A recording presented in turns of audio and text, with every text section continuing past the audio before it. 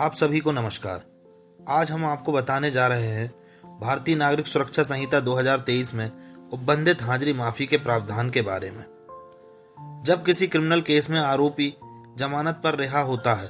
तब उसे समय समय पर पेशी दिनांक को कोर्ट में हाजिर होना जरूरी होता है, परंतु अगर वह आरोपी पेशी दिनांक को किसी कारण से कोर्ट में हाजिर नहीं हो पाए तब वह अपनी अनुपस्थिति को किस प्रकार माफ करा सकता है। आपराधिक मामलों में पूरा केस ट्रायल अभियुक्त या आरोपी की उपस्थिति में चलता है।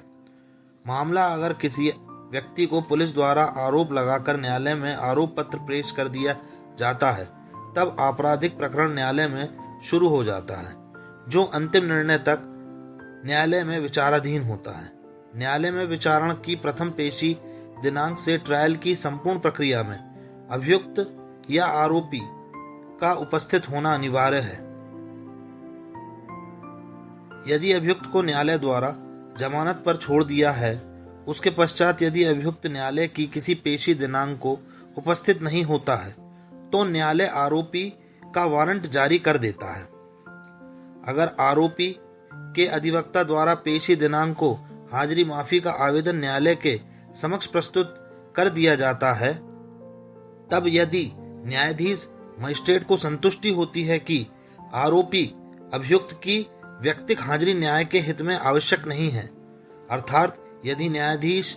मजिस्ट्रेट को लगता है कि आरोपी का उक्त पेशी दिनांक को न्यायालय में नहीं आने से न्यायालयीन प्रक्रिया में कोई रुकावट नहीं आएगी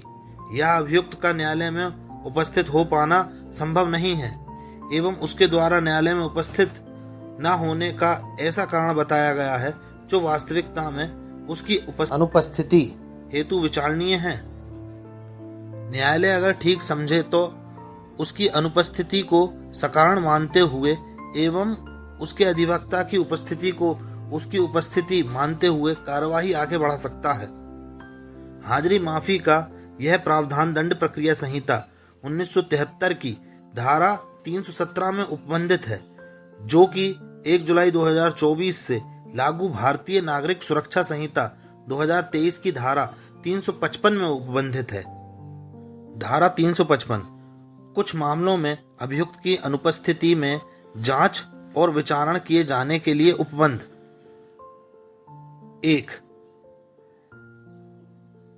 इस संहिता के अधीन जांच या विचारण के किसी प्रकरण में यदि न्यायाधीश या मजिस्ट्रेट का उन कारणों से जो अभिलिखित किए जाएंगे समाधान हो जाता है कि न्यायालय के समक्ष अभियुक्त की व्यक्तिगत हाजिरी न्याय के हित में आवश्यक नहीं है या अभियुक्त न्यायालय की कार्यवाही में बार बार विघ्न डालता है, तो ऐसे अभियुक्त का प्रतिनिधित्व प्लीडर द्वारा किए जाने की दशा में वह न्यायाधीश या मजिस्ट्रेट उसकी हाजिरी से उसे अभिमुक्त दे सकता है और उसकी अनुपस्थिति में ऐसी जांच या विचारण करने के लिए अग्रसर हो सकता है और कार्यवाही के किसी पश्चातवर्ती प्रक्रम में ऐसे अभियुक्त की व्यक्तिगत हाजिरी का निर्देश दे सकता है। यदि ऐसे किसी मामले में अभियुक्त का प्रतिनिधित्व प्लीडर द्वारा नहीं किया जा रहा है अथवा यदि न्यायाधीश या मजिस्ट्रेट का यह विचार है कि अभियुक्त की व्यक्तिगत हाजिरी आवश्यक है,